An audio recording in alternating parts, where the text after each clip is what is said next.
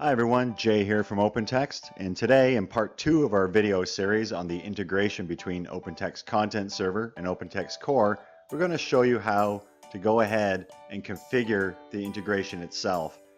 You'll remember from last time, or in the first version, we set up a tenant of OpenText Core so that we can configure the integration. We'll go ahead and log into that. Jay Weir, myself, is an administrator, so you see on the side the admin console. Very important to note before we proceed, you require Content Server version 16.2.3 or greater. We'll head to Security, where you set up your policies for OpenText Core. The area we're going to be focusing on is that OAuth confidential clients to set up that trusted relationship between OpenText Core and OpenText Content Server to allow for information to flow between the two systems. We'll go ahead and enter a description. In our case, we'll just call it test environment. And redirect URL is actually your server address for your content server instance. So in our case, it's innovate. I'll just paste it in here. And then you're going to want to create that client code. You'll notice it directs you to cut and paste it. You're going to want to go ahead and do that. I just put it into a note document. Cut that and close it. It will create the client code. You'll see it down there, the OAuth clients. I'll paste the secret. Now you'll notice you require a client ID. Where do you get that from? As I said, we just created for test environment. Down here, the OAuth client, and there's your client ID. We'll go ahead and cut that as well. Now if you forgot to cut and paste or it got truncated or whatever, you can delete the client down here and then just re-enter the information and create a new one. But in our case, we didn't forget. So we'll cut and paste the client ID and then head on over to Content Server, where we'll log in as an admin, the same instance of Content Server you just entered in Core.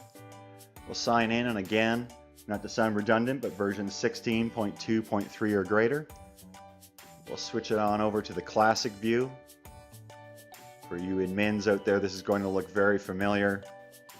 And what we're going to do is enter those credentials we just cut and paste by scrolling down to the content sharing section. You'll scroll quite a ways. You can always just look it up. It's called Content Sharing Administration, and you'll notice an entry for configuring OpenText Core provider settings.